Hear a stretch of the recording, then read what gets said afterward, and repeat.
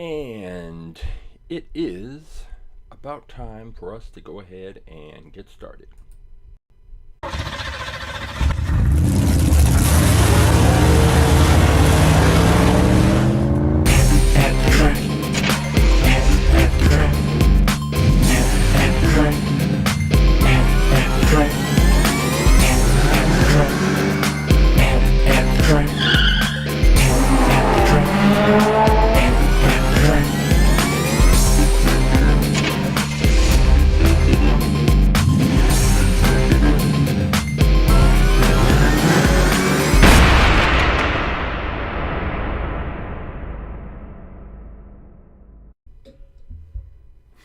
Hey, welcome to At The Track Live. I am Coach James, and I am the creator and lead instructor for All About Aerodynamics.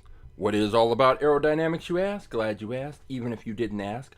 All About Aerodynamics is a science program where I use Hot Wheels cars to teach kindergarten through 6th grade students about physics, about aerodynamics, about drag, about lift, about kinetic energy, about potential energy, about Isaac Newton and his 3 laws of motion, about elastic energy, about a whole range of topics.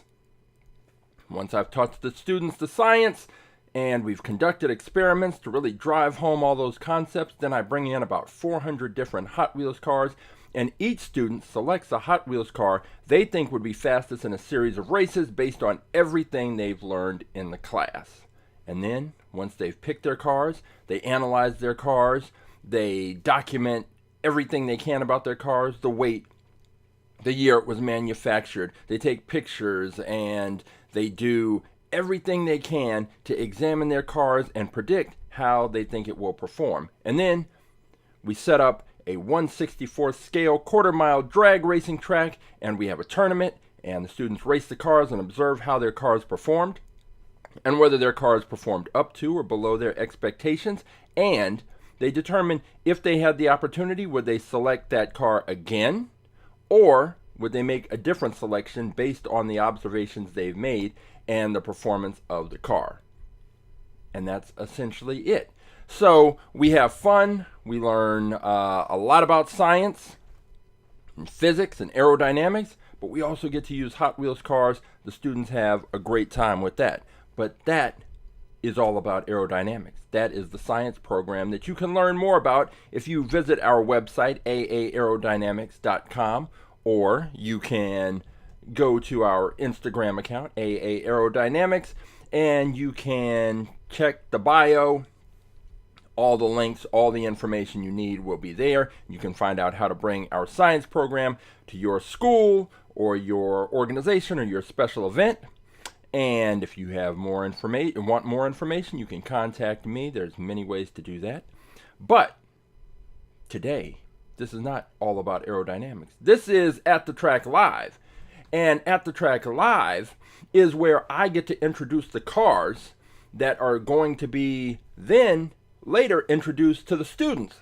So, currently, in the All About Aerodynamics fleet, we have, I said I bring in about 400 cars for the students to choose from. That's just a fraction of the cars that are actually available to potentially be brought in. Because currently, in the All About Aerodynamics At The Track Live fleet, we have 668 cars. 668 cars. And today, we are going to be adding 6 more cars. So at The Track Live, what I do is I have a storage unit, and it's got these bins in it full of Hot Wheels cars that haven't been opened, because until I catalog those cars and enter them into my spreadsheet, the master spreadsheet, I can't take those cars to the schools for the students to use. And until that point, they're just sitting there waiting to be used. At The Track Live, I go into the storage, I grab out about 6 cars, crack those open, we take a look at those, do a little review, and then we have a mini tournament with those 6 cars, the 6 newest cars, and we find out which of those cars is the fastest. And once we do that, we have a champion for the day. That car then has the opportunity to become our fastest in fleet car. What is our fastest in fleet car? Our fastest in fleet car is the fastest car in the All About Aerodynamics at the Track Live fleet. And for the last 6 weeks, it was a drag truck called the Draftnator. And the Draftnator was dominating every car that it came up against without question. I don't even know, our races are best 2 out of 3. And I don't even know if the Draftnator even lost one. It was that dominant. And I sort of, as we got later into the process, I became kind of obsessed with trying to find a car that was faster than the Draftnator. Was it possible? Perhaps there was no car faster than the Draftnator. Perhaps the Draftnator was the ultimate Hot Wheels car. But I always thought, you know what? There's got to be another car. So I went online and I was asking people which cars they thought were faster, and I ordered some from eBay. And the last car, that Ferrari F40, I had to pay $24 for, because it was sort of the consensus gravity track fastest, one of the fastest Hot Wheels cars around. So I said, let's get it, let's put it to the test.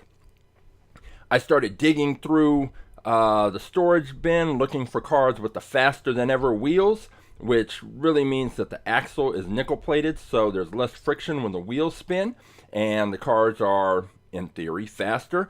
So we got faster than ever cars. Then there were some cars that had a best for track designation, and I still haven't figured out exactly what that means, but we're putting them on the track, and if they're best for track, maybe that means they're going to be fast. So grabbed those cars, brought those in. So we had faster than ever wheels cars, we had gold medal speed cars, we had best for track cars, and all of them couldn't beat the Draftnator. Until last week, we had a faster than ever wheels car, and it was this one, the Track Tune. And the Track Tune car was faster than the Draftnator.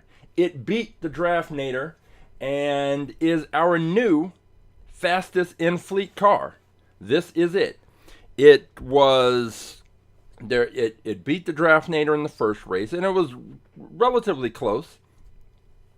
And then the second race, I think, if I recall correctly, I think maybe the Draftnator won. And then we went to a third and final race, and it was close, but the Track Tune is the car. It beat the Draftnator and is now our fastest in fleet car. So all of the other cars that are introduced today will have to challenge the Track Tune to see if they can beat it. And based on how fast the Draftnator was and how dominant it was, the fact that the Track Tune came in and beat it, I think we may be looking at a car that's sticking around through the summer. This may be the car of the summer, because it will be, I think it will be tough to find a car faster. However, it is possible. I was starting to think the same thing about the Draftnator, and it turns out that we found a car that was faster than the Draftnator. Now, at the Track Live, the whole point of having At the Track Live is that it's interactive. How is it interactive, you ask? Glad you asked. Even if you didn't ask, it is interactive because you have the opportunity to pick a car that you think is faster than one of the 6 cars that I'm going to introduce today. And if you do pick a car that is faster than those 6 cars that I introduce, then you will have the opportunity to challenge the Track Tune, our current fastest in fleet car. So how do you do that? Glad you asked. All you have to do is you go to AtTheTrack.live, and when you do, you will have 3 options. The first option is the YouTube stream link. second option is the Twitch stream link, which you don't need because you're already here.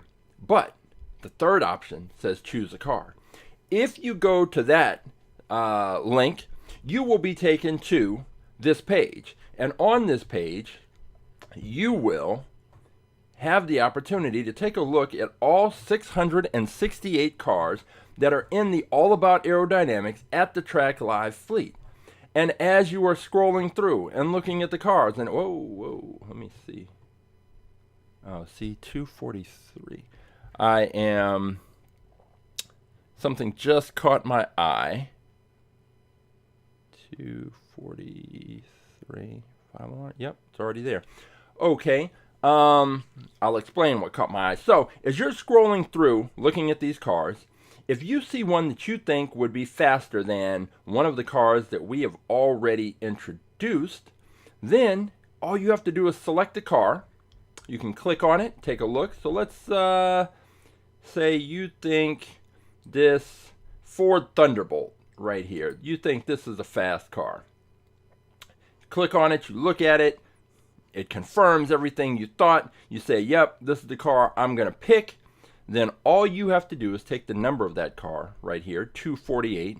You take that number, you drop it into the chat, and then I will pull that car and we will take it to the track and we will race it. And we will see if the car that you have picked is in fact the fastest car.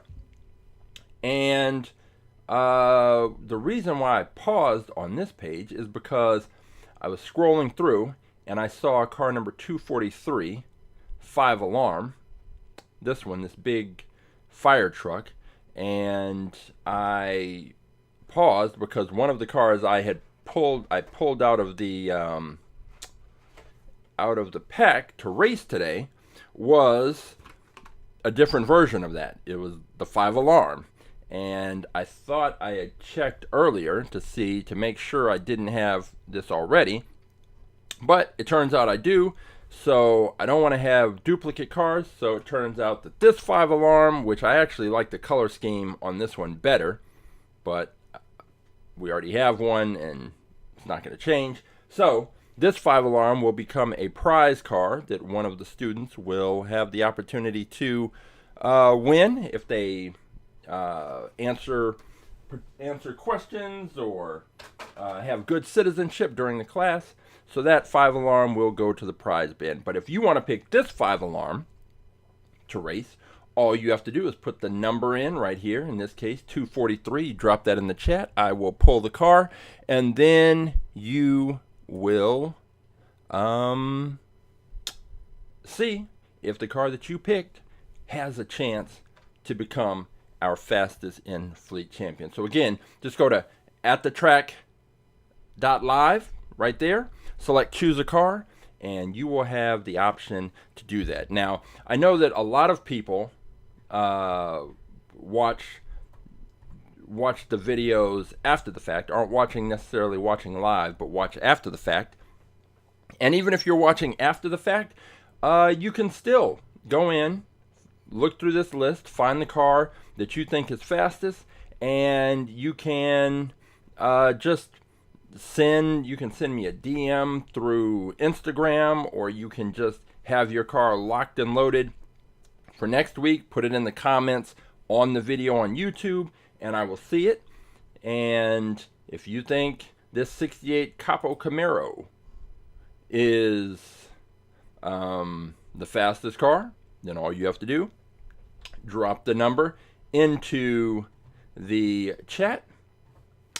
I'll pull the car.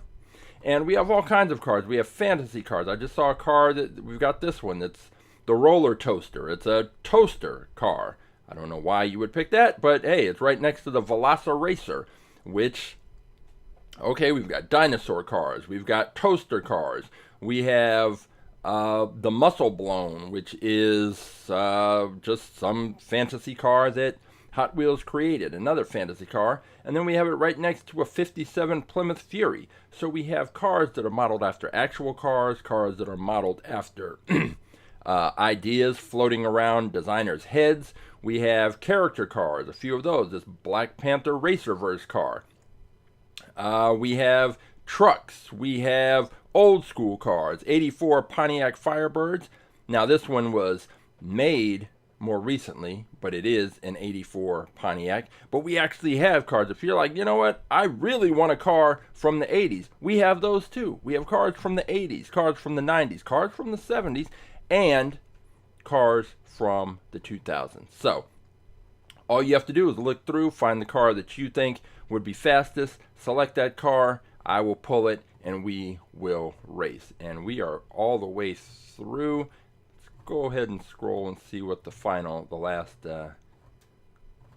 cars are.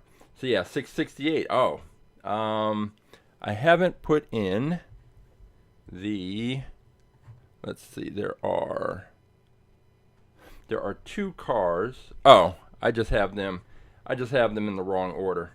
So this Maserati, the Ferrari Spider, is car 668. Maserati MC12 is 667, so I actually need to just shift those over.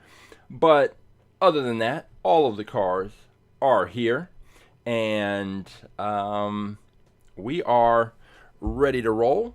So again, just go to AtTheTrack.live, make your selection, and we will find out if you can pick a car that is faster than the fastest car we have, which is the Track Tune. Now, before I get into the cars that we're going to race today, yesterday I got a FedEx package in the mail, and I wasn't sure what it was, and opened it up, and it turns out that last year there was a show on NBC or Peacock that was the Hot Wheels Ultimate Challenge, and they had all of these different people with teams of car builders, and they came up with ideas to create a Hot Wheels car, but they were making a full-size car in the spirit of what they consider to be a Hot Wheels car.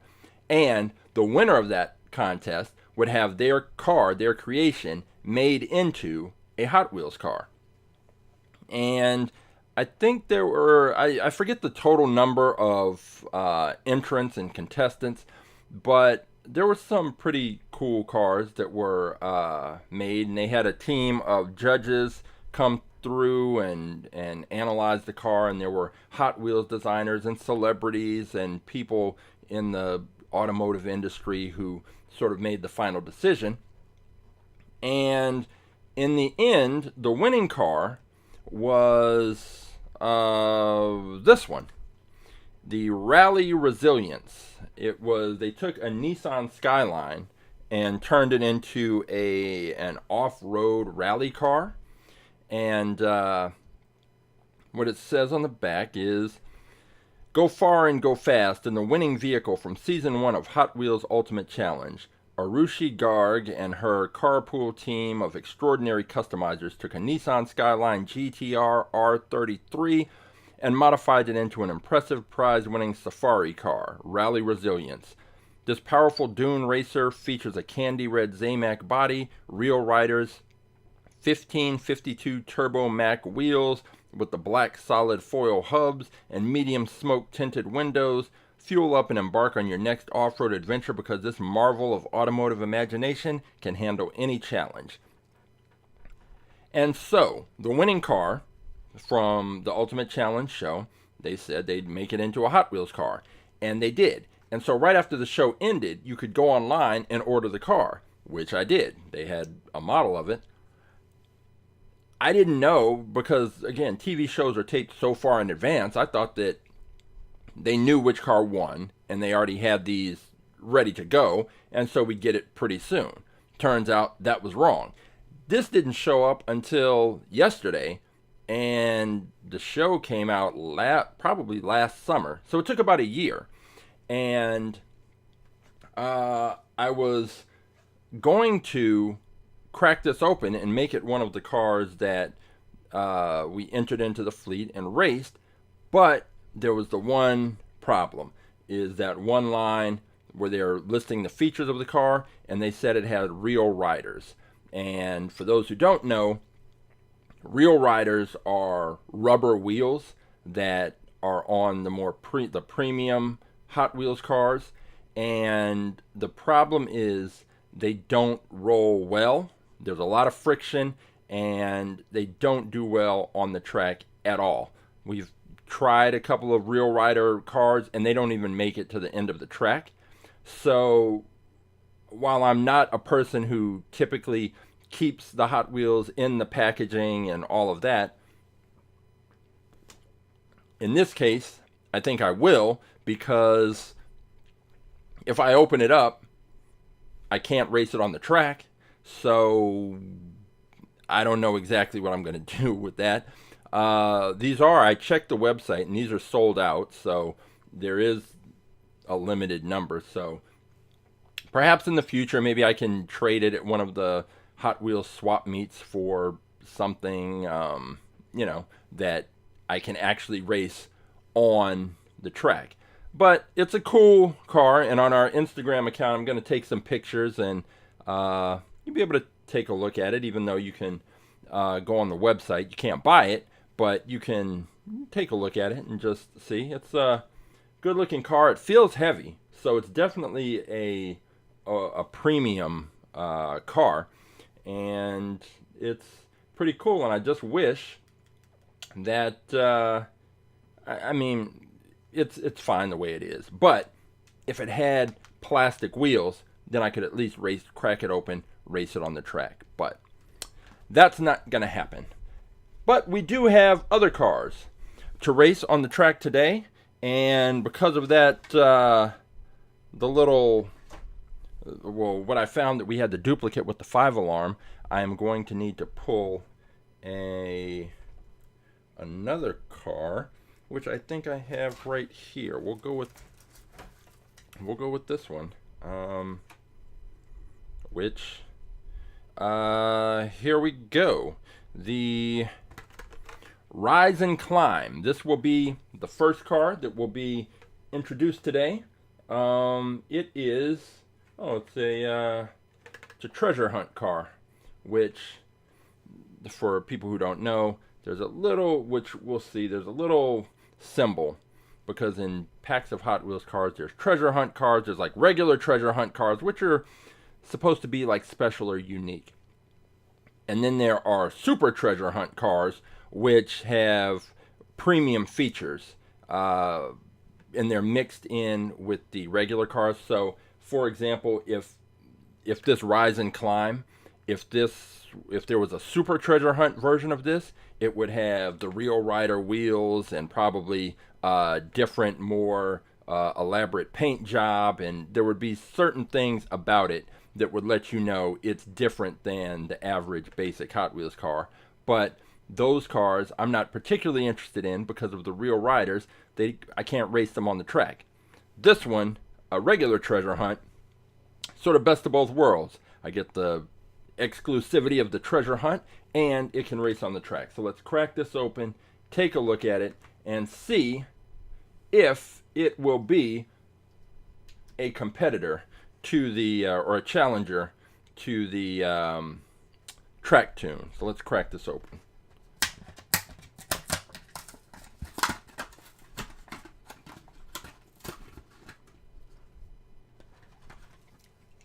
Okay, and just so you can see, so when you get a treasure hunt car, that's there's a little symbol right there, and the symbol is also on the car, and then it says, "Congratulations, this symbol means you just found a collectible treasure hunt vehicle." There you go. So I will let's get this car up here.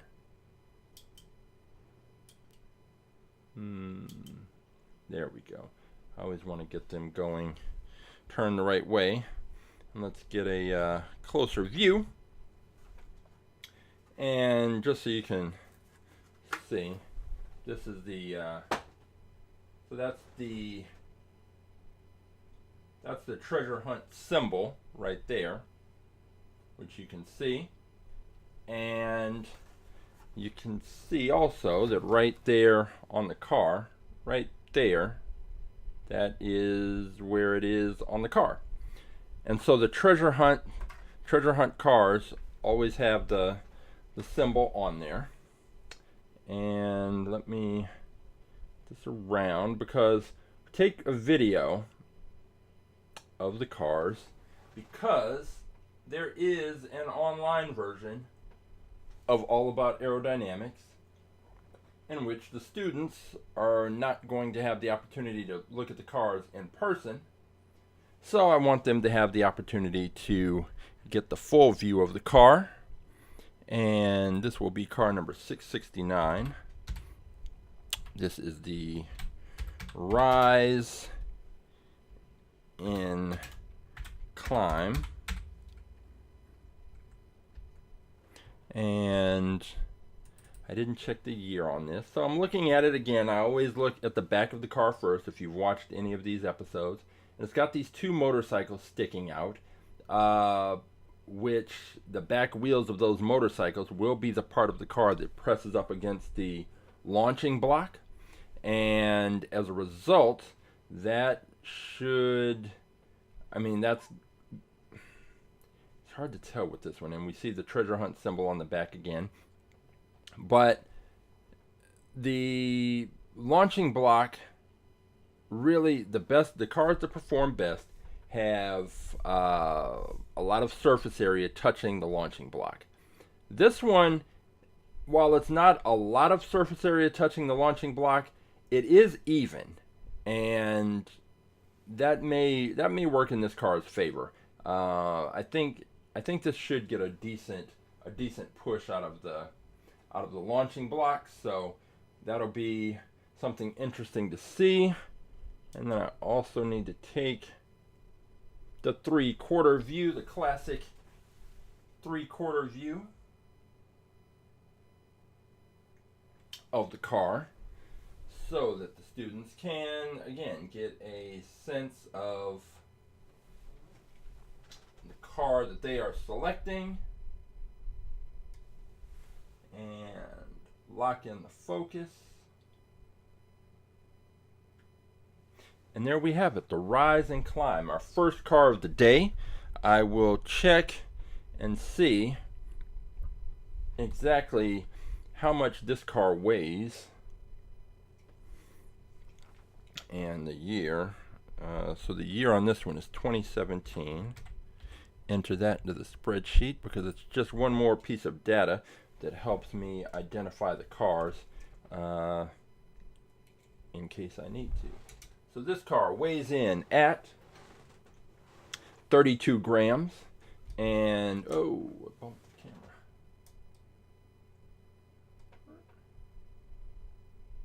And just for the sake of comparison, the Track Tune, our current fastest in fleet car, weighs in at 35.2 grams. So Track Tune is heavier, but will that mean that it is slower?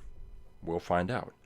Okay, so we've got the Rise and Climb, and we will next take a look at, I picked up, let's see, this one.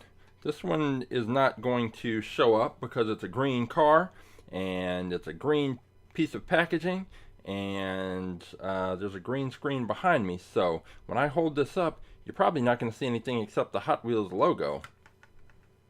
Oh, look, you can see the car, I guess because it's a darker green. Well, anyway, this is the Volkswagen SP2. And let's go ahead and crack that open and take a look at it.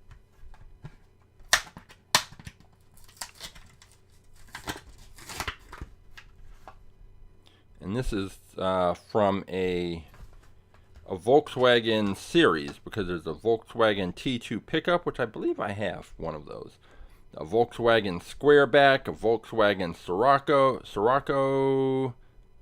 GT24, a Volkswagen Caddy, a pickup truck, a Volkswagen Beetle pickup, and a Volkswagen Golf MK2. I think at least a couple of these I have. Some of them they might actually still be in the storage, but I'll check the weight first. And the weight on this one is 32.2 grams. So it's just about the same as the Rise and Climb. So let's go ahead and take a look at this car. Get the focus right. There we go. And this is a good looking car. And let me just turn it a bit. There we go. Oh, wait, I didn't even have the other light on. There we go. Now we're getting a good look at these cars. Okay. I might have to go back and take another picture of the Rise and Climb because I didn't have the light right. But okay, here we go. This is the Volkswagen SP2, and well, just get that lined up a bit, and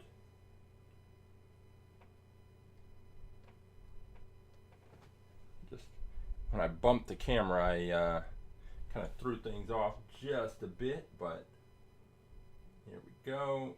All right, there's the still picture, and let me just grab another still picture of the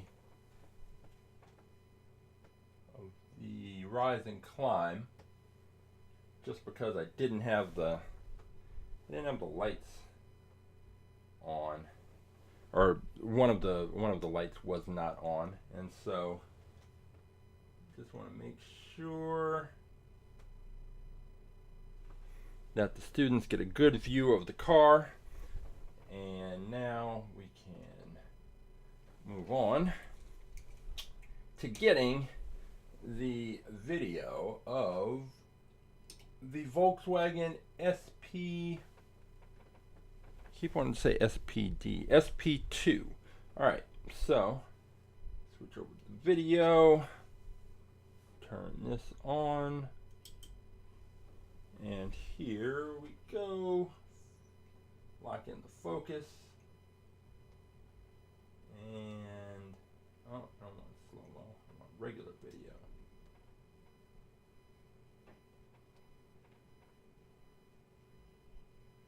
There we go. Alright, so while that is coming around and we're taking a look at that, I will enter the information into the spreadsheet. Car number 670, the Volkswagen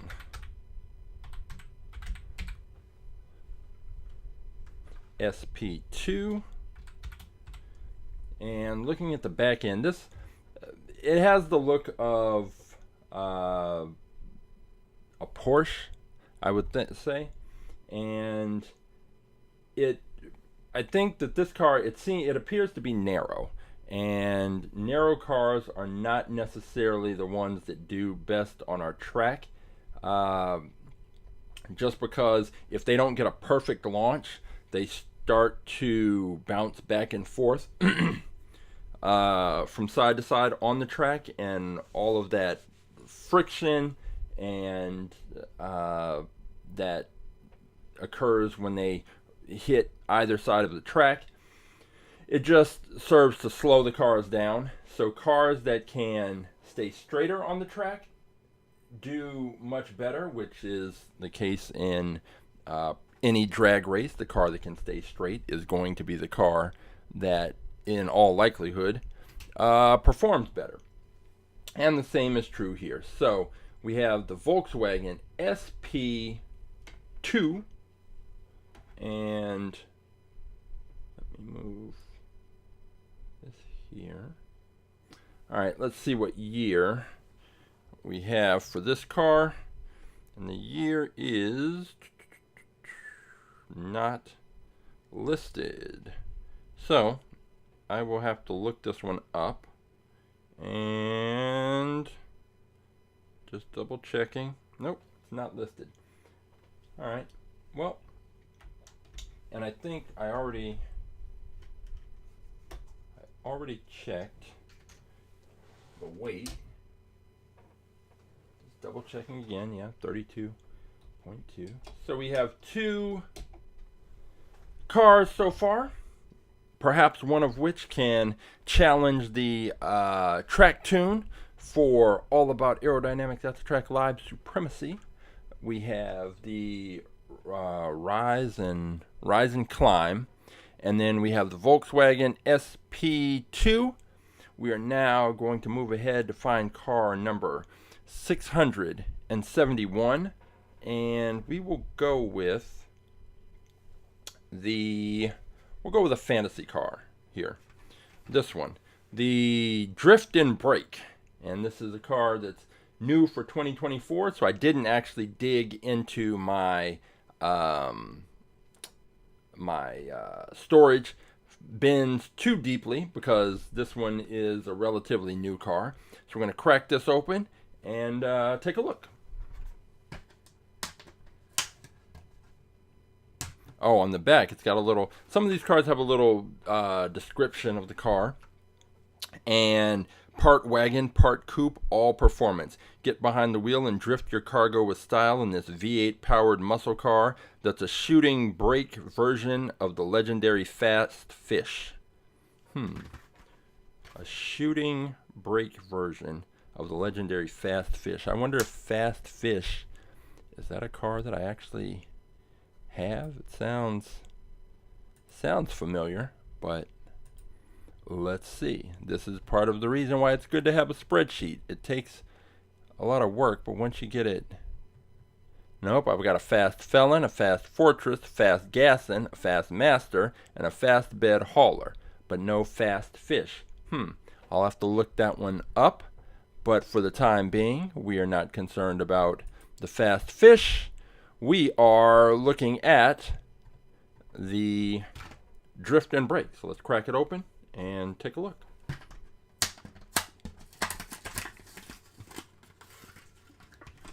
And this is the second car with a N in the name. So the Rise in Climb, and now the Drift in Brake.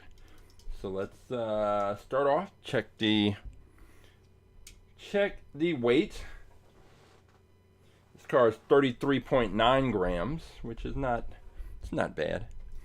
And let's get it over here. And take a look. The Drift and Brake, and lock in the focus. Actually, with this one, because of the color, I am going to put, let's see, I'll throw this one in there. I just want a background where there's some contrast, so that it's easier to get a look at the car. And now let's whip it around so that I can do this.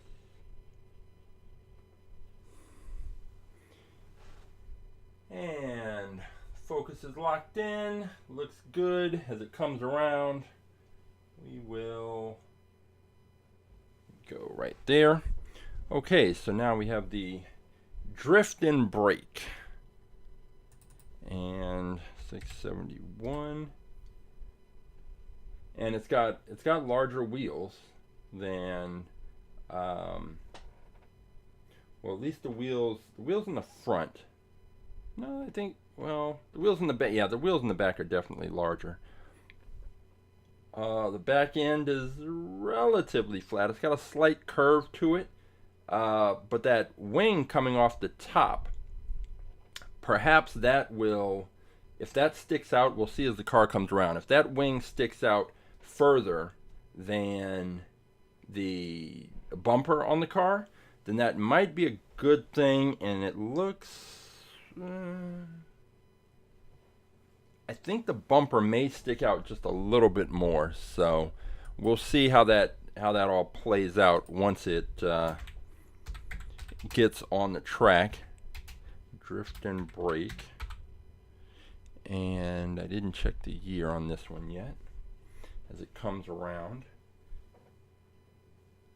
It's a kind of interesting grill in the front. So now we have our, all right, so we have that view.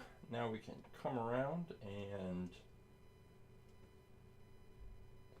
I will get the still picture.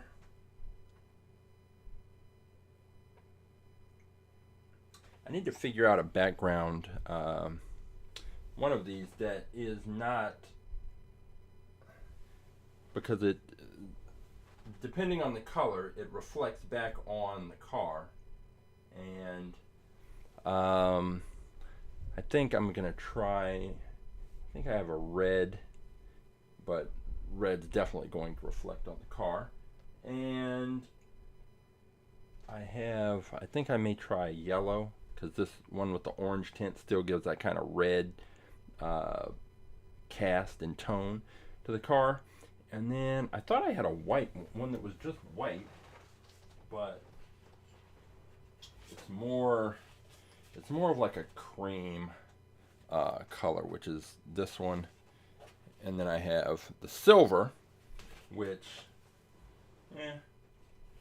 I will work it out, but just need a little contrast to be able to see the car. So this is the drift and brake.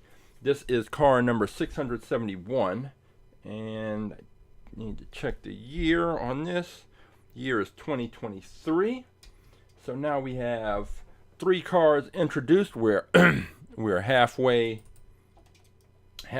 through today's. I keep bumping the camera. Got it. Halfway through today's new entrance into the fleet, and it is time to find the 4th car. And the 4th car is going to be a bit older than the others, I believe. Well, not too old. It's 2008, and that's what it says on the package, but I always want to confirm what's on the car, because that's one of the things that helps me identify the car and keep track of it once it's out of the package. But we have this, the 1970 Pontiac GTO convertible, and we're going to go ahead and crack this one open. It's a good looking car. On the back, because this is a real car, they just have the actual statistics and information. It was created in 1970 in Detroit, Michigan by General Motors. With 4 headlamps, new body creases, and a redesigned rear end, this convertible was made for luxury cruising in the sun. And here we go. So let's crack it open, take a look at the 70 Pontiac GTO.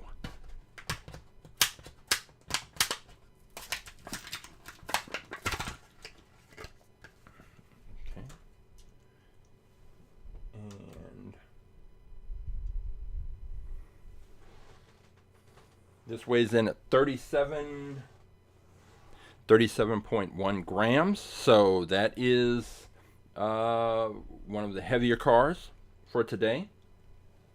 And I'm going to put that here, and we'll take a look. And now I'm going to need to remove the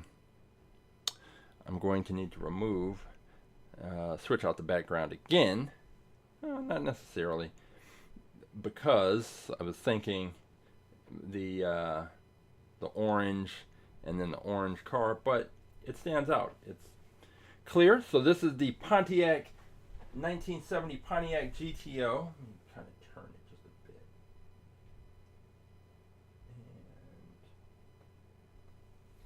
And there we go. Let me double check and make sure I don't already have one of these, because it just seems like one of those cars that I should already have if I don't already. The Pontiac. We have a Pontiac GTO Judge, which is number 178, but there is no just straight up Pontiac GTO 1970. Let me check for the year 1970. We have a 1970 Chevrolet Chevelle SS. And let me check under just, and 70 we have, whoa, quite a few. There's a 70 Camaro Z28, a 70 Chevelle SS. We have a 70 Daytona, a Dodge Daytona, 70 Dodge Hemi Challenger, 70 Ford Escort, 70 Plymouth Barracuda, 70 Roadrunner, 70 Toyota Celica. So now we have a 1970 Pontiac GTO. So let's go ahead and get this still picture. Got it. And switch over to the video.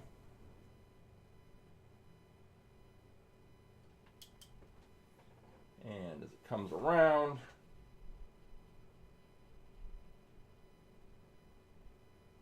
lock in the focus, and let's take a look at this one.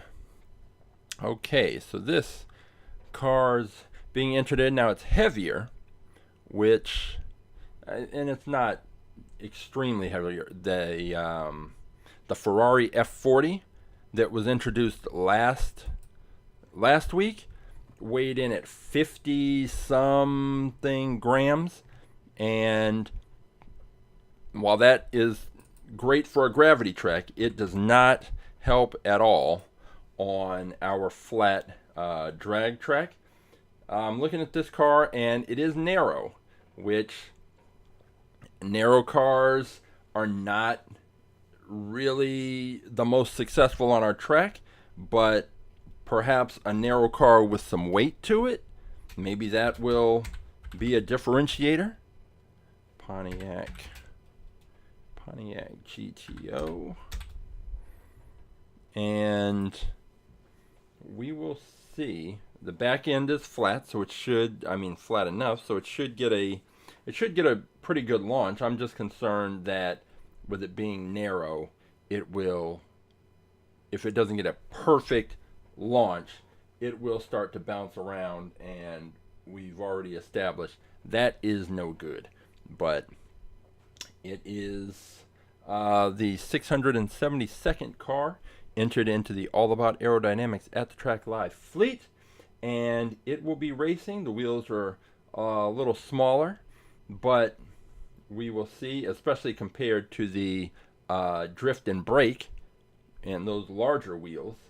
So we don't have any faster than ever wheeled cars in here today, other than the Champion, the track tune. So we will see if any of these cars with the standard wheel configurations can match up with the track tune, but they've got a long way to go before they see the track tune.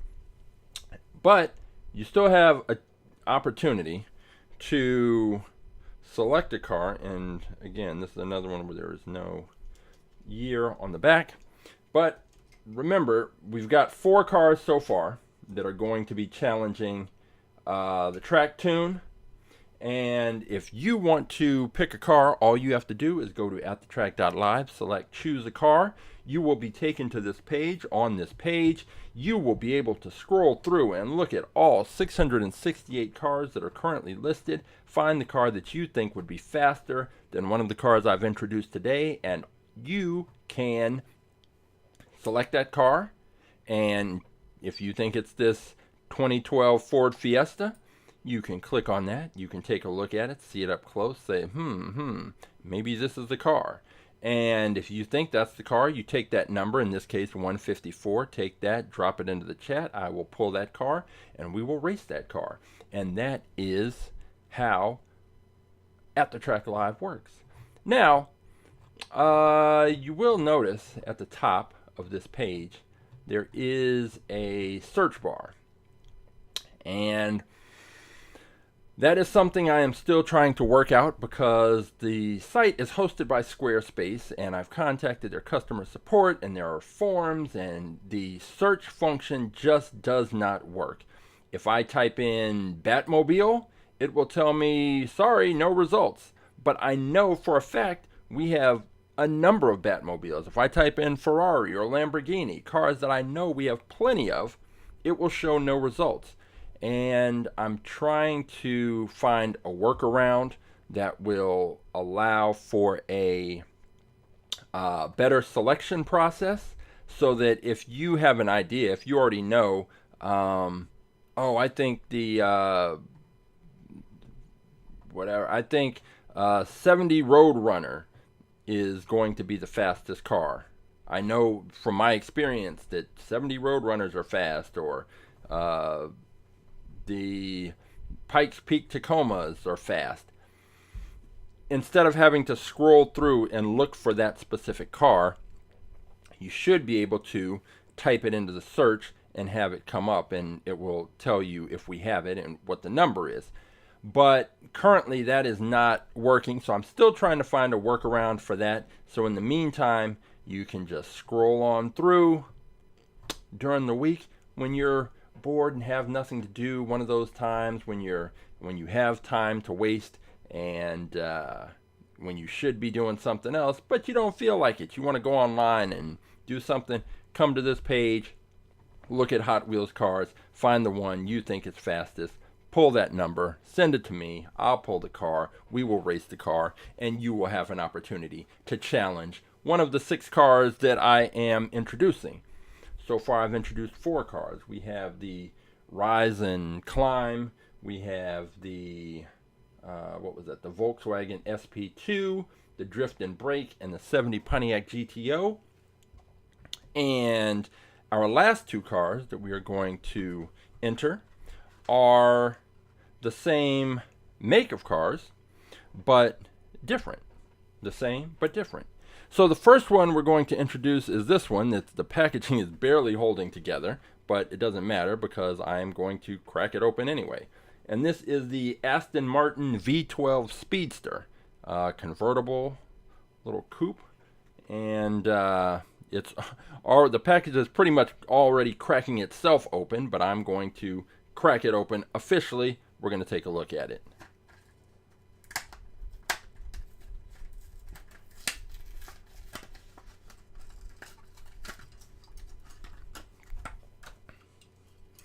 Okay, I'll check the weight, and seems light, and it comes in at 32.9 grams, so it's not the lightest car that we have today, I don't think, but still, it's pretty light. So let's go ahead and take a look at it over here on the turntable and see what we've got. We've got the Aston Martin V12 Speedster, locking in that focus, and we'll enter that into the spreadsheet. This is car number 673, the Aston Martin V12 Speedster. And this is a smaller car. The back end is rounded. If the back end was flat, I would really give this car even more of a chance, but I think with it being a smaller car, a lighter car with this sort of sleek profile, that it will probably, of the cars that we've introduced so far, I would think that this one is probably going to be the fastest. It's just sort of my initial impressions, and a lot of it does have to do with the kind of launch that it gets off to. Is it going to be able to stay straight? And something about it just seems like I think this car will be able to stay straight. It's on the lighter end, so it's small, it's light, and if it can get a good launch, I think this might be the car that comes out of this group today. So we've got that. Now I just need to get the still picture of the Aston Martin Speedster.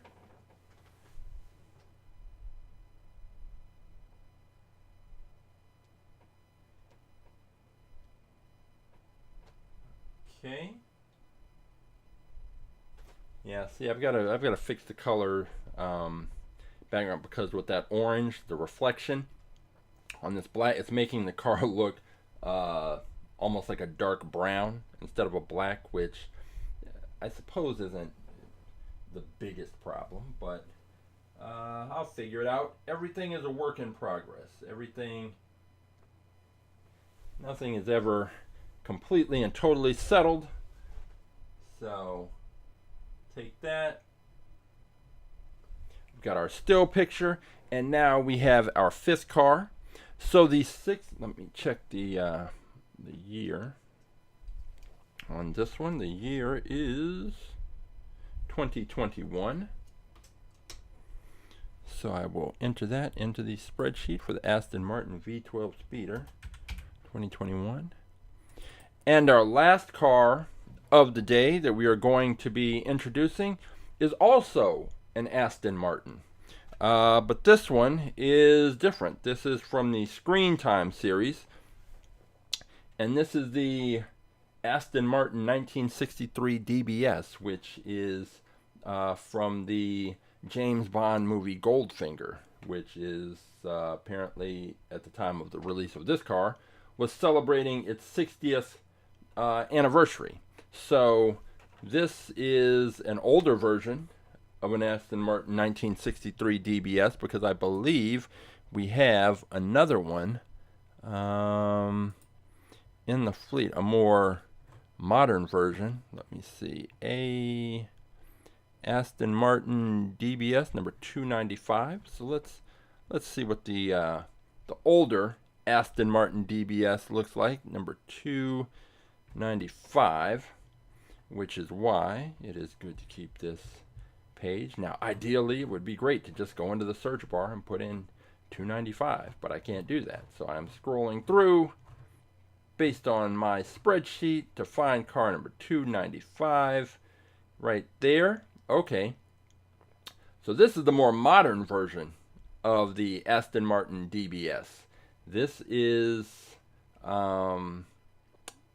it's a little more reminiscent of the Volkswagen. It has that more of that shape than it does the older DBS. So that is the modern version, and perhaps at some point we will have a 1963 DBS versus the 2019 DBS.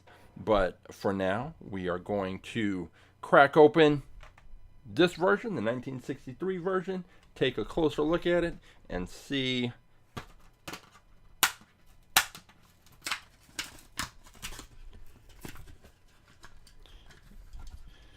what this car is all about. All right, let's check the weight. The weight is 34.8 grams. And one thing that I mention from time to time is that, as you can see, I just take these cars straight out of the package, and then they end up on the track. I do not do anything to them. On some of the gravity track channels, people, they add graphite to the wheels to help them spin a little faster, something that you would do in like a Pinewood Derby, to help reduce the friction, to allow the wheels to spin more freely and faster. I don't do that. Take the cars out of the package, and what you see is what you get. If the car can't perform well straight out of the package, I'm not going to do anything. I'm not going to tamper with it to try and get a better performance out of it. What you see is what you get. So we will take the still picture of the 1963 DBS, and then I will get the video of the car, lock in the focus, and here we go. Let's take a look. Let's get that 360 view of the car as it comes around, and once again, we have a car that is narrow, and I think of the cars today, well, the Rise and Climb and the Rise and Brake are definitely not. Those are the two cars that are wider. But then that Pontiac GTO is narrow. The Volkswagen is narrow as well, smaller. But this car is, just looking at the back end, it looks particularly narrow, and that just historically has not been good for the performance of the cars on the track. But we'll see. That is exactly why we have to race the cars. Aston Martin 1963 DBS. And we race the cars because, which is the whole point of the scientific method, which I review with the students and we discuss, is because we can have a guess based on our observations and based on our experience. In this case, my experience racing these cars and observing the outcomes. But until we conduct the experiment, until we race the cars, we don't know. And then even after we race the cars, we have to repeat those races and see if the outcomes are similar and discover trends, which is what I explained to the students, that it's not so much about whether their car they pick wins or loses. It's about collecting data and information, because we can't tell from just a few races. We can tell which car is faster, but it will take hundreds and maybe thousands of races before we'll start to see trends of which cars do better. And maybe it's faster than ever wheel cars, maybe those always do better, or maybe it's cars of a certain weight or shape or size. There could be a number of factors that are the reasons why certain cars perform better. But until we conduct enough experiments, we won't be able to observe and see those trends. So that's why racing the Hot Wheels is not just fun, but it's critically important to the scientific method and our process with At the Track Live and All About Aerodynamics. Checking the year on this one is 2013. So we have our 6 cars. We have the Rise and Climb. We have the Volkswagen SP2. We have the Drift and Brake, the 70 Pontiac GTO, the Aston Martin V12 Speed. I spelled that wrong. It's the Speedster. The Aston Martin V12 Speedster and the Aston Martin 1963 DBS. All of those cars are going to challenge each other, and the car that comes out on top is going to have the opportunity to take on our fastest in fleet car, which is the Track Tune. And it is the, I've got to be specific, it's the faster than ever Track Tune, which is green. That's why you can't see it here. But it's the faster than ever Track Tune. And why do I make that distinction? Because there is another Track Tune in the fleet, but it is not fast. It does not have the faster than ever wheels. It was part of a spring collection, and so it's got kind of a Easter themed look to it. Bright yellows and pastel colors on it. And we may have a Track Tune versus Track Tune race, but this Track Tune, the one with the faster than ever wheels, is the one that defeated the draft native to become our fastest in fleet car. So now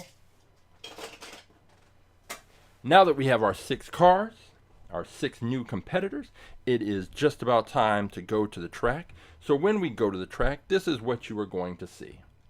You are going to see a 3-camera view. Our 3-camera view shows 3 different angles of the track and 3 different sections of the track. The cars will start at the top left in the first screen, at the top of the first screen on the left, and I will give a countdown, 3, 2, 1, race, and then I will launch the cars from the launcher at the top of the screen. They will come from the top of the screen. They will come flying down through the bottom of the screen. After they pass out of the bottom of the first screen on the left, you can pick them up at the top of the center screen, and they will come from top to bottom as they pass through the center section of our track. And then you can pick them up at the top of the screen on the right, and that is the finish line camera. The cars will come flying down from top to bottom and cross the finish line. Our finish line has a sensor that will indicate the winning car. The winning car will be indicated with a solid red light. The losing car will be indicated with a flashing red light. So solid red light indicates the winning car, flashing red light indicates the losing car. And it is just that simple. Now, the races are going to be conducted. They are best 2 out of 3. And if a car crashes, comes off the track, then we restart the race and throw out that result. If a car crashes twice consecutively, it is disqualified. And the reason why is because typically if a car crashes twice consecutively in exactly the same way, there's some problem, combination of a problem that's caused by a combination of the design of the car and how it's getting launched out of the launcher. And replaying that race is not going to help that car perform any better. In fact, it's probably just going to result in more crashes. So if a car crashes twice consecutively, it is done. And it's just the way it is. So hopefully all of these cars can stay on the track. The cars also alternate lanes between races just to make sure that there's no advantage one lane or the other. And that is pretty much all you need to know. So all we need to find out now is which of these 6 cars is going to be fastest, which of these cars is going to challenge the track tune for fastest in fleet status. And that is just about it. So I will see you over at the track in 30 seconds.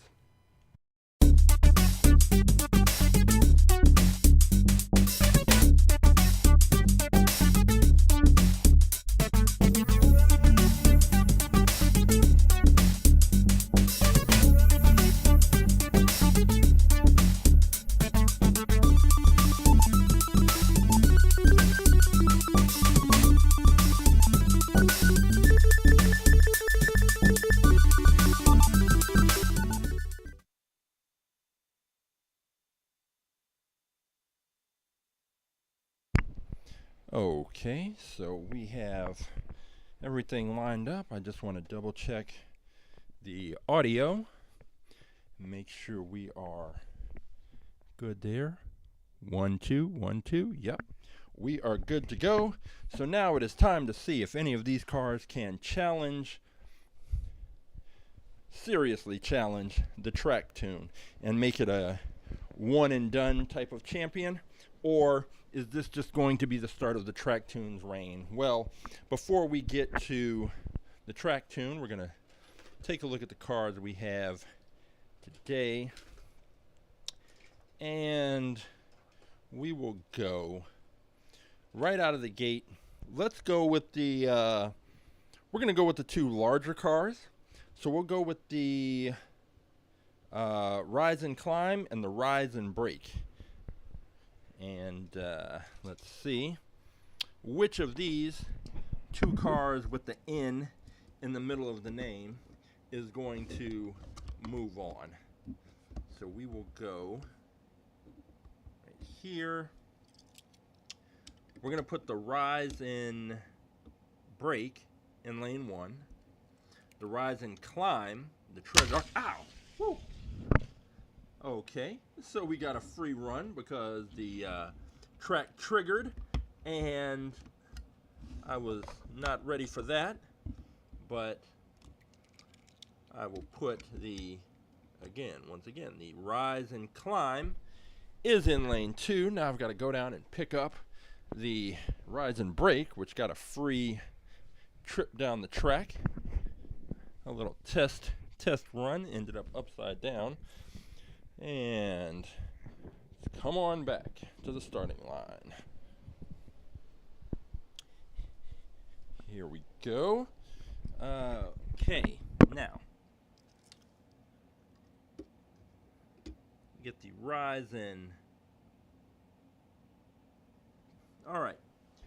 So here we go. We have Rise and Climb in lane 2, Rise and Brake in lane 1.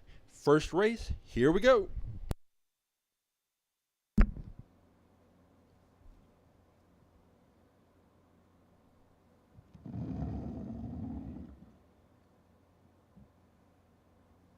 Three, two, one, race. And the treasure hunt car takes it. The Rise and Climb takes race number 1. And we will switch lanes, reset, and see if the Rise and Brake can force a third race. So get these cars switched around to make sure that there's no advantage. I check the track before each of the races starts, before each day, before we race the cars, just to make sure that everything is as it should be. And there's nothing obvious about the track or the setup that gives one car an advantage in one lane or the other, but it's still best to switch sides just to set aside all doubts about that. So we have the Rise and Climb in lane 1, and we have the Rise and Brake in lane 2, and if Rise and Climb takes it, it will move on. So let's see what happens.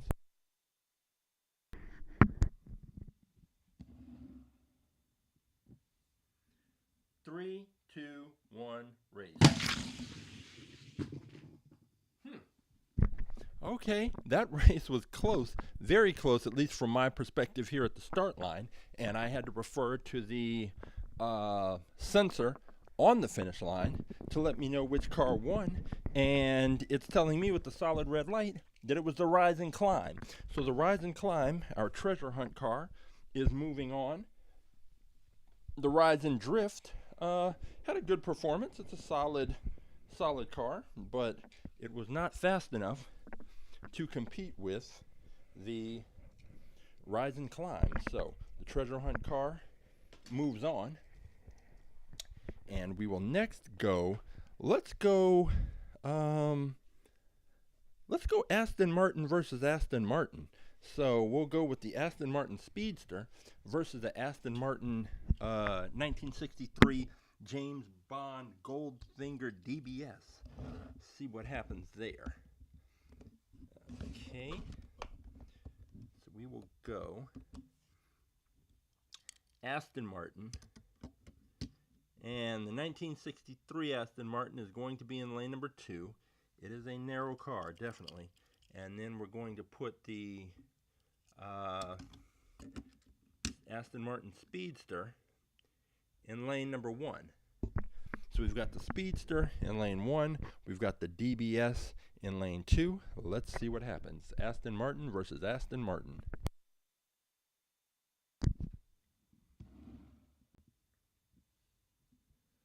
Three, two, one, race. And the Speedster lived up to its name and blew the doors off of the James Bond version of the DBS. So we will reset, switch lanes, and see if James Bond can force a third race, or if the Speedster is going to speed on in to the next round. So let's see. Get these cars set up, and we will determine if, all right. So let's see. I'm going to set up Mr. Bond in lane number 1 and the Speedster in lane number 2. Okay. And we're all set up. Here we go. Speedster lane 2, DBS lane 1.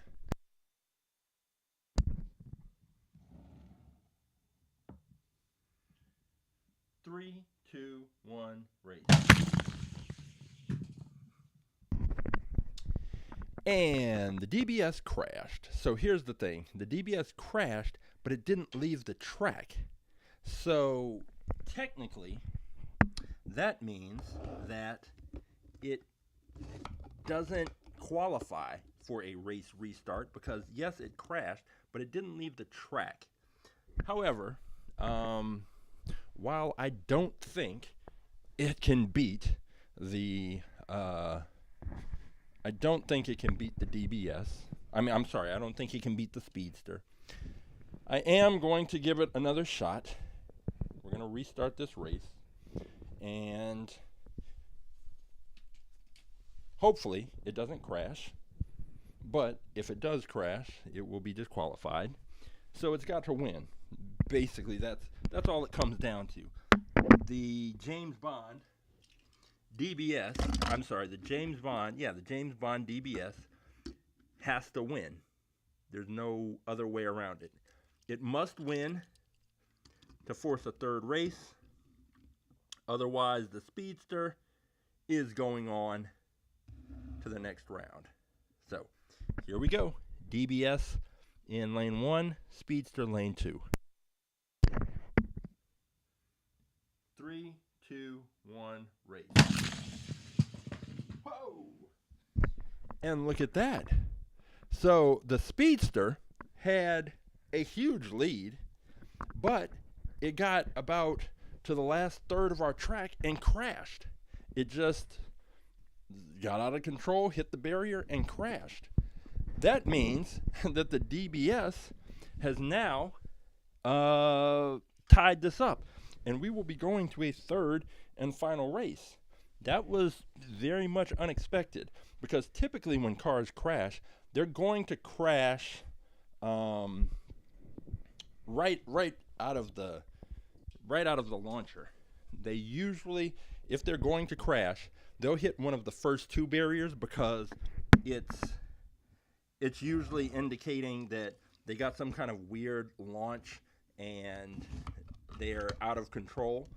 By the time cars start moving down the track, they're usually straightening themselves out, and we don't often see cars crash that far down the track. If they're going to crash, they usually crash early. But that is not what happened. We saw the Aston Martin Speedster crash further down the track. Now here's the thing. If the Speedster crashes again, it will be disqualified. That is just how it goes. So you get one crash and we reset. You get two crashes and it could be a wrap. So we're going to set these cars up again. And if the Speedster crashes, it is disqualified. And the 1963 Aston Martin DBS will move on. Okay, so this race is important. Either okay, let me get this straight. So the DBS needs to win this race. If the DBS wins this race, we go to a third race. If the Speedster crashes, the DBS moves on. So the Speedster needs to, at the very least, the Speedster cannot afford to crash or it's eliminated. All right, so here we go. Speedster, lane 2, DBS, lane 1.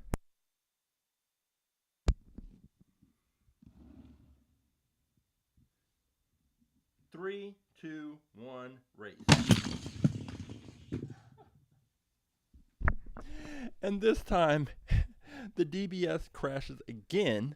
It had a wild kind of pitch as it came out of the launcher, and then it crashed, and then it landed upside down, but again, on the track. It didn't come off the track. So technically, you know, it should be qualified as having lost that race.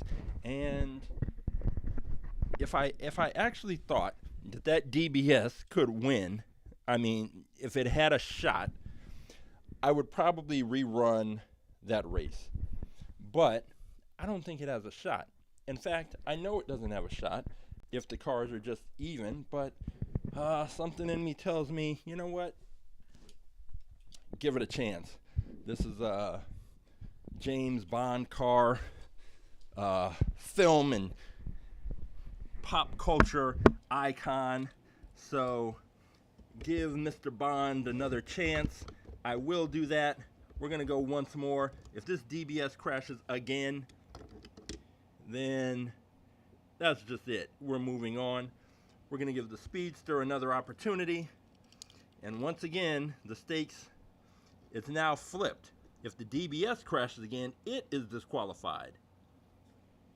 So the DBS just has to win. Anything other than winning this race outright is going to result in it being set aside and the Speedster moving on. So the Speedster again is in lane 2, DBS in lane 1. Here we go.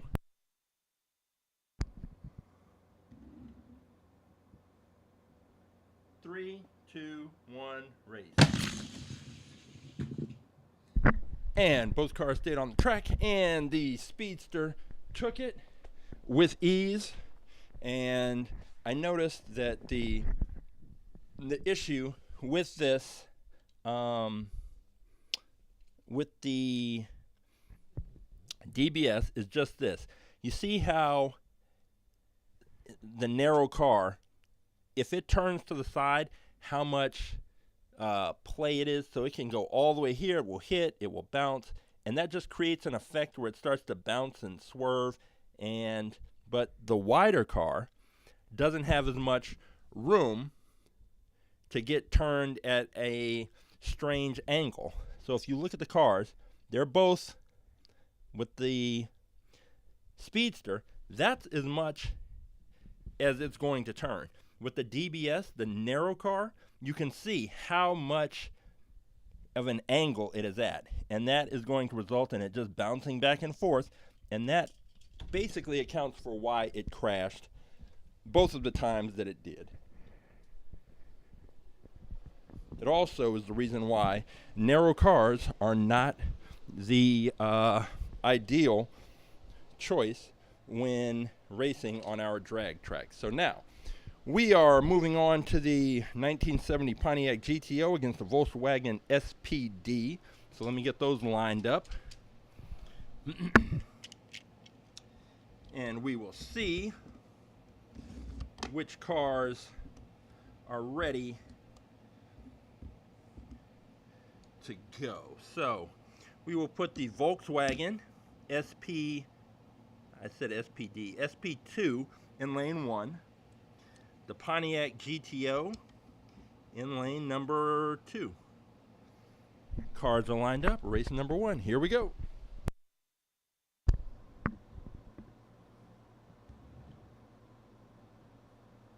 Three, two, one, race. Wow, that GTO, pretty quick. It won that race going away. And when a car wins by that large of a margin, it always makes me wonder, was that car particularly fast? Or was the other car just particularly slow? Or was it a combination of the two?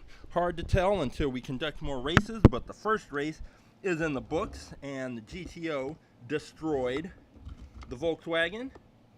Volkswagen has an opportunity to come back. Maybe it got a bad launch. So the Volkswagen this time will be in lane number 2. And the GTO is going to be in lane number 1. The GTO is a little interesting. It seems to be wider at the front of the car than it is at the back. Usually we see the opposite in that, but we'll see what happens. GTO lane 1, Volkswagen lane 2, race 2. Here we go.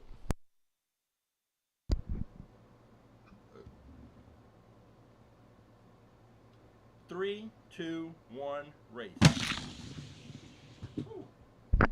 And that GTO did it again, and it looked like, I want to say it looks like it picked up speed towards the end of the track, but I think it was just an optical illusion as the Volkswagen seemed to decrease in speed toward the end of the track.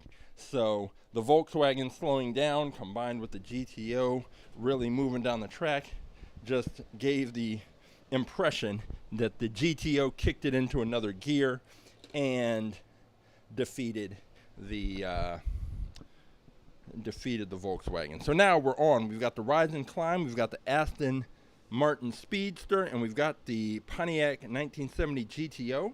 So I think we go Rise and Climb versus Speedster for this next race and see if we can get one step closer to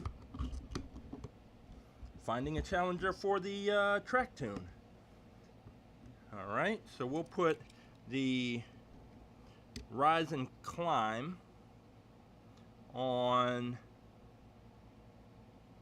in lane number 2. And we will put the Aston Martin Speedster in lane 1.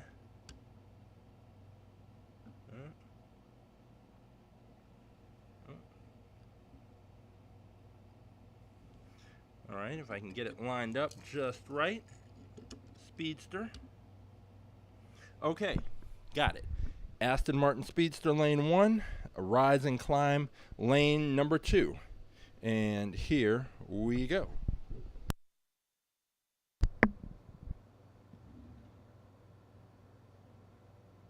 3, 2, 1, race.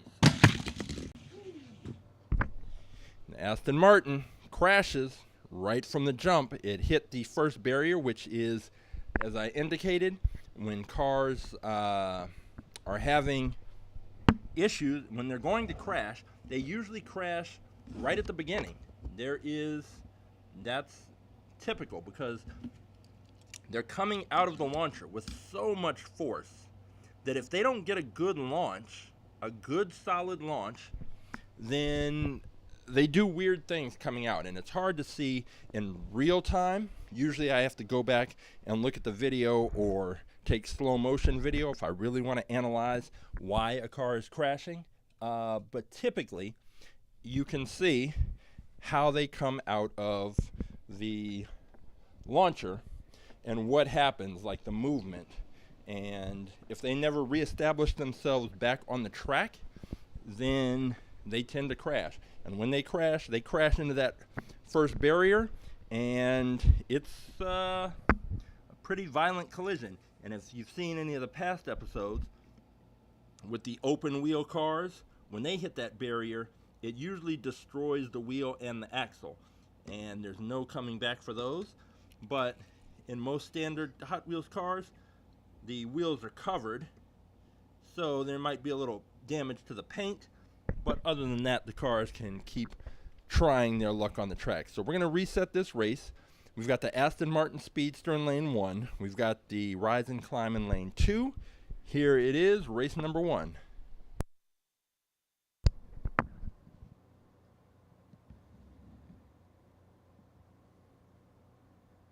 3, 2, 1, race. Okay, both cars made it down, but the treasure hunt Rise and Climb is the car that crossed the finish line first and is the car that took race number 1. We will reset, get these cars all lined up for the second race and see if the Speedster can actually force a third and final race. So here we go. Gonna line these up. We have the Rise and Climb setup in lane number 1, and the Aston Martin Speedster, the V12 Speedster, in lane number 2. All good, all set up. It is 1 race to none. The Rise and Climb is up, and we will see what happens next. Here we go.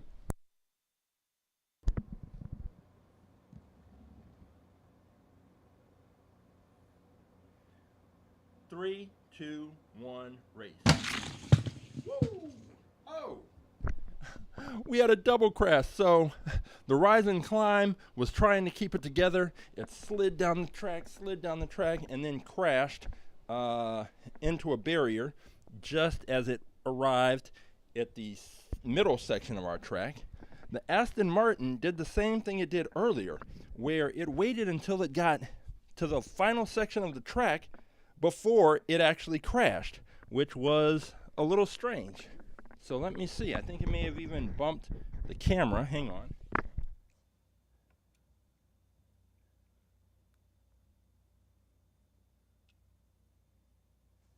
Perhaps.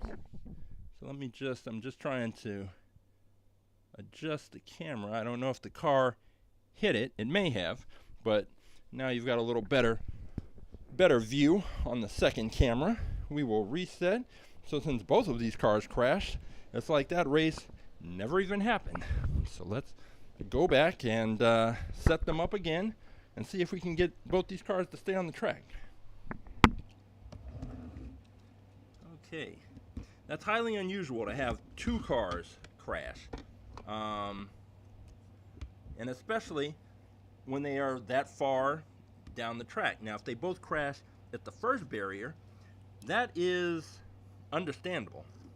Seen that happen, but I haven't seen it happen with 2 cars crashing that far down the track. That's unusual. So we will chalk that up to the mysteries of the track and line these cars up again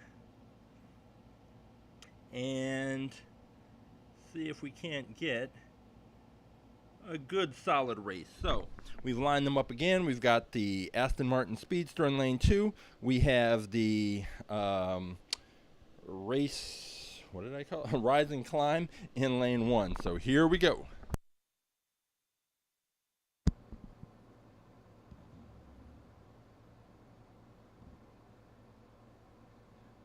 Three, 2, 1, race. And the car stayed on the track, and the Rise and Climb, the treasure hunt car, took that one with ease. The Speedster is going to be set aside, and we will now move on to our final matchup for today, which is the... Oh, hang on, I gotta adjust the sensor on the track. Okay. Our final matchup for today's tournament, involving the new cars introduced, will be the Rise and Climb versus the 1970 Pontiac GTO. And get these cars lined up and see what happens here. Okay, so the Pontiac GTO performed pretty well, and it was hard to tell if the Volkswagen was just slow or if the GTO was fast. So we've got the GTO lined up in lane 1. Rise and Climb will be lined up in lane 2. And we are ready to go. Here we go, our finals matchup. Pontiac GTO versus the Rise and Climb. Here we go.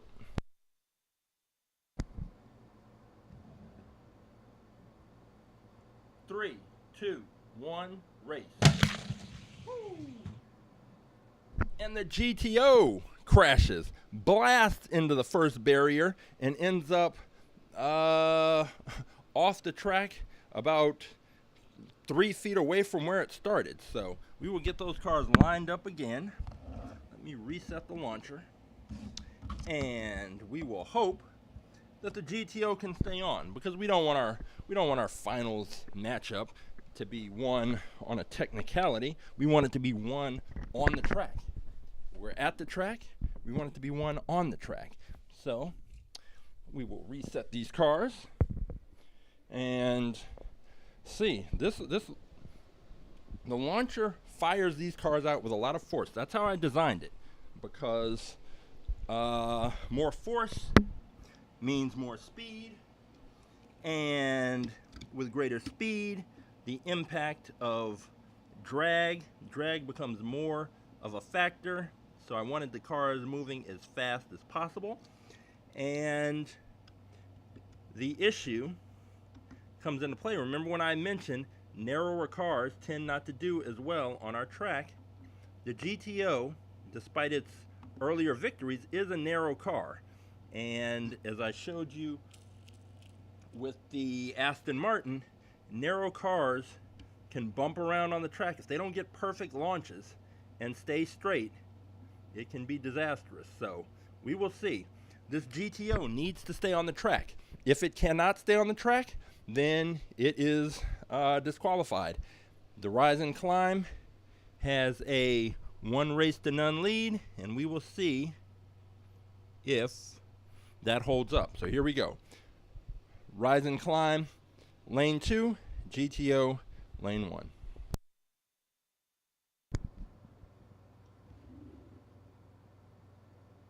Three, two, one, race. Of course, it's one of those days. This time, it's the Rise and Climb that smashes into a barrier further down the track. I'm not even sure exactly what happened. I just know that the Rise and Shine, it's got these two, the way it's designed, it has two bicycles in the back, and that's what's sticking out. Those are the 2 points of contact for the launcher. And it's not a lot. It's, as I mentioned before, it's even in that they're lined up correctly, and they both back tires of the bicycle, to kind of give a little accurate description. Both rear tires of the bicycle touch the launching block, and that's how the car gets pushed out. It's not ideal, and I think that the Rise and Climb is tending to be subject to kind of random pushes out of the launcher, and if it gets a good push, it has a good run. If it gets a bad push, it starts to wobble, and then it ultimately crashes. So we're trying this again. We've got the Rise and Climb in lane 2, the GTO in lane 1. The Rise and Climb needs to stay on the track. If it crashes, it's done. So here we go.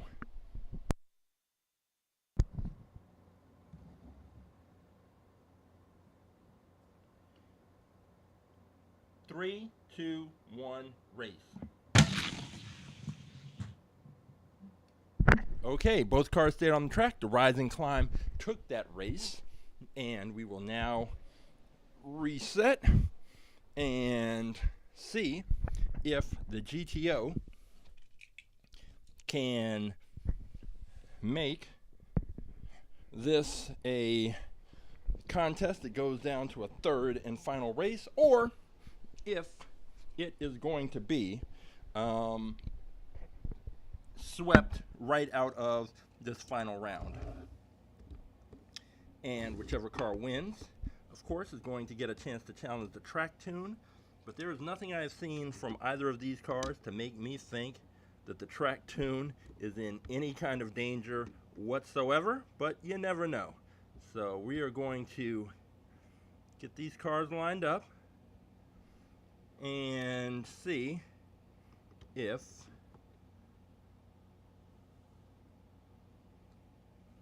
we can get a third race out of this. Come on, GTO, make this competitive. So the GTO is in lane 2. We have the Rise and Climb in lane 1. Here we go. Let's see what happens.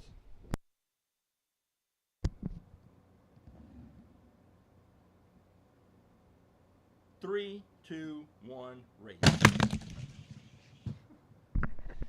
And the Rise and Climb got another of those poor launches and crashed into the first barrier. And this is really highlights Why? The first thing I look at with these cars is the back end. I'm looking at the back end. You want a car with a wider back end, and you want a car that is, you want a car typically that is wider. Now, the GTO is a little bit more narrow, but it made it down the track. But we've seen it, you know, it can crash, it can have a good race, but consistency is the key. I think that's why the Draftnator was so dominant. The back end was flat, it was a bit of a wider car, and it always got good launches. So here we go. We're going to set this up again. GTO in lane 2, rise and climb in lane 1. If the rise and climb crashes, it is disqualified and the GTO wins. If the rise and climb wins, it's today's champion. So here we go. A lot on the line.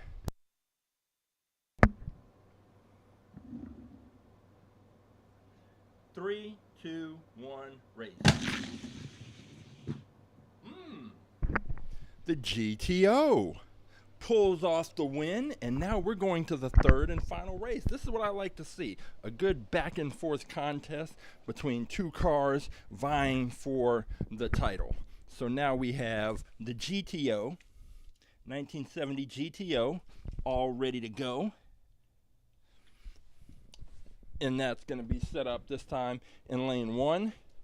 And we are going to have the rise and climb. That's going to be in lane number 2. And we will see which of these cars is going to be moving on to challenge our current fastest in fleet champion, the Track Tune car, our brand new fastest in fleet champion. This will be its first title defense.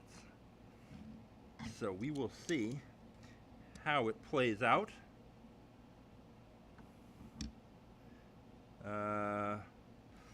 Okay.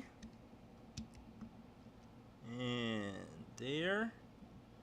The rise and climb does not want to line up properly, but we will adjust, and there we go. All right, so the rise and climb is in lane 2. 70 Pontiac GTOs in lane 1. Each car has a win. We will see what happens. Whichever car takes this race is today's champion. Here we go.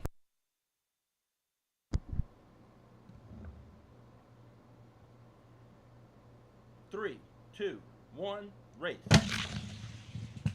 Oh! The rise and climb. What are you doing? What are you doing, rise and climb? It wobbled and wobbled and wobbled and got all the way down to the final section of the track before it crashed and went off and met its fate. It's strange, it's odd, but we will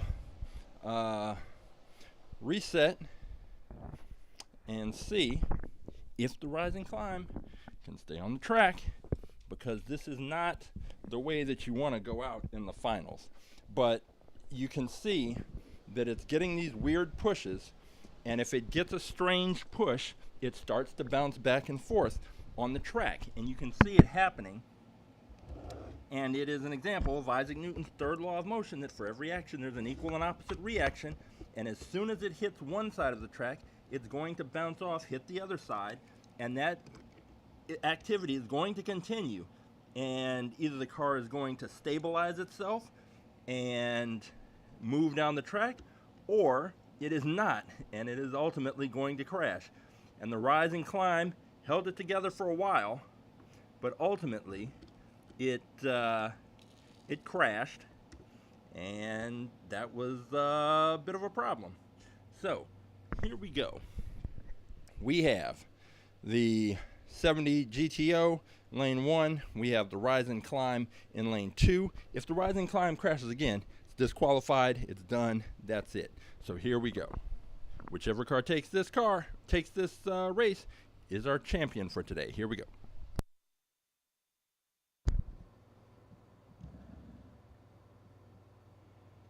Three, 2, 1, race.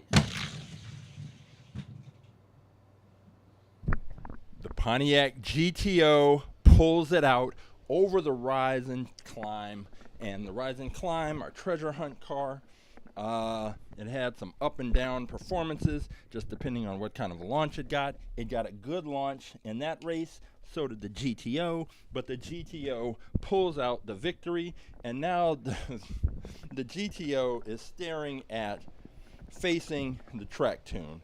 Now the Track Tune hasn't raced since last week when it defeated the Draftnator. The Draftnator was the fastest Hot Wheels car that I'd seen in a while and was particularly dominant against all challengers until the Track Tune showed up.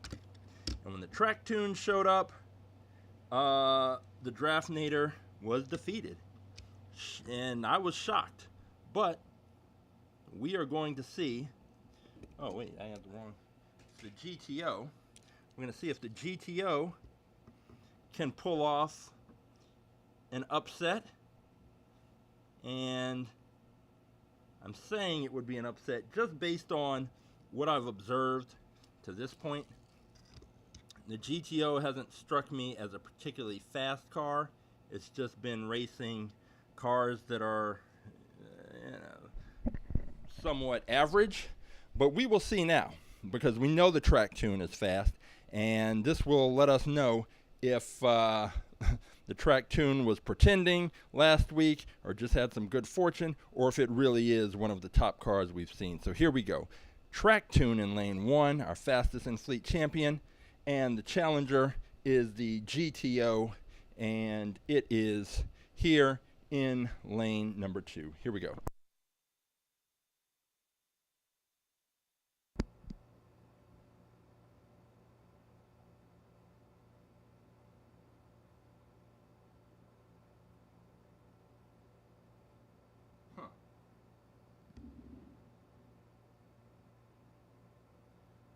Three, 2, 1, race. That race was a lot closer than I expected, and I don't know that I really expected the Track Tune to be that competitive with the I don't know if I expected the GTO to be that competitive with the Track Tune. So that was odd. Or maybe it was a surprise. I'll put it like that. It was definitely a surprising outcome, and I am going to be curious to see if this trend continues. But nevertheless, the Track Tune took it, but it was closer than I expected. So let's see what happens now when the cars switch sides. So we're now putting the Track Tune in lane 2 and the GTO in lane number 1.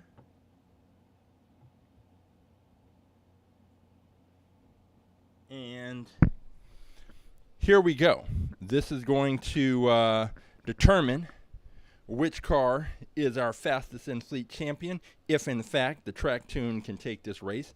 If it can't, then we will be looking at a scenario where we go to a third and final race. Here we go.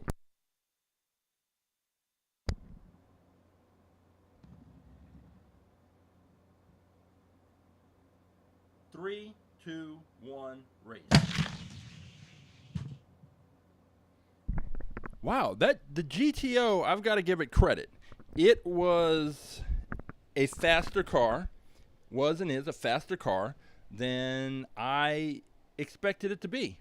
And it turns out that it still lost, but it was much more competitive. So I'm going to gather up these cars, head back into the garage, and we will see what... we'll take a look at the Track Tune and see what's ahead.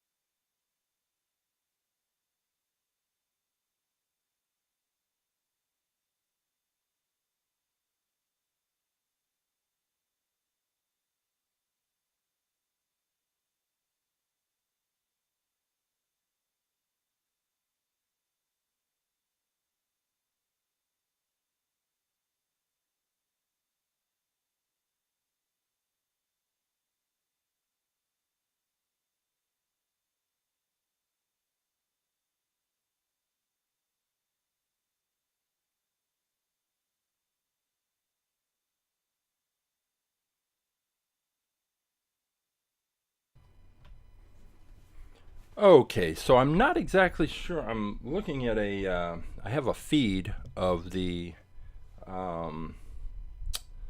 stream up, and I'm not sure if there was some problem because it looks to be significantly behind where we are now, and I'm hoping that there wasn't some technical issue that prevented you from observing the outcome of that race and what ultimately happened. But the track tune is still our fastest in fleet car. It is the champion. The race was a lot closer. Let me get some light on the champion.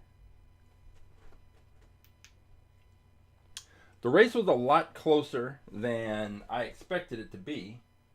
And the GTO, I think the GTO, it really just depended on whether or not it got a solid push out of the launcher, because it really was kind of hit or miss, and sometimes it would bounce back and forth, sometimes it crashed, and other times it went down the track pretty quickly, and the track tune was not as dominant as it appeared to be last week. But maybe that was just a case of it was racing against a car that was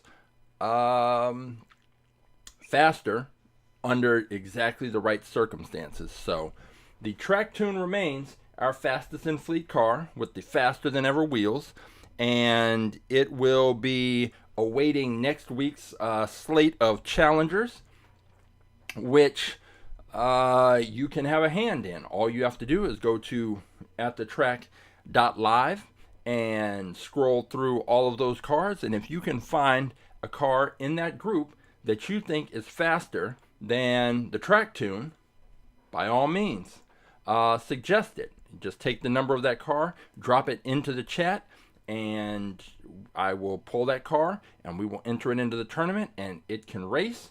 And you never know, you might pull out the car that is in fact our new fastest in fleet Hot Wheels car. And that is for the people who are watching now. I know that people are watching, they watch after the fact, but if you're watching now, we're about to be doing some things with All About Aerodynamics and AtTheTrack.live beginning in August, that are really going to hopefully increase the profile and make the program, and both All About Aerodynamics program and AtTheTrack.live more visible, more popular. So if you're watching now, if you're watching these videos now in June of 2024, in July 2024, you are in on something that everybody doesn't know about yet. It's pretty much like you're buying Apple stock before the iPhone came out. You are in on the ground floor. And what's going to happen is, if everything that I'm going to put into place works out, we're going to have these AtTheTrack.live episodes, and there will be people, everyone trying to jockey to get a car picked and get their car on the track and racing. And it'll be much more difficult for you to get your pick in and make and see what happens with the car you want to see race. But right now, it's wide open. We're testing out things, tweaking things, making sure that everything's right. So a lot of the things I'm doing now, it's testing out concepts, trying things out, getting the technology right, getting the format drilled in and dialed in, and once it takes off, it's going. As Fat Joe said, yesterday's price is not today's price. Well, right now, you have yesterday's opportunity is not today's opportunity. So right now, you have an opportunity to really have an interactive role in this without being crowded out by too many other people. I can't promise it's going to be like that in the future. So if you can, if you're interested, go to AtTheTrack.live. Look through those cars. find the car you think is fastest, the car you would just are curious to see how it performs.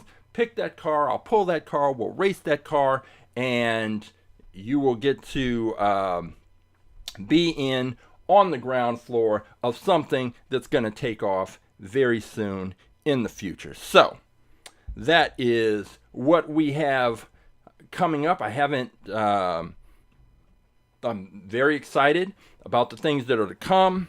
And if you want to follow everything that's happening with All About Aerodynamics and At The Track Live, you can visit our Instagram account, AA Aerodynamics, or you can go to the website, aaAerodynamics.com, and you can find out more about our science program, All About Aerodynamics, and how to bring it to your school or your organization or your special event.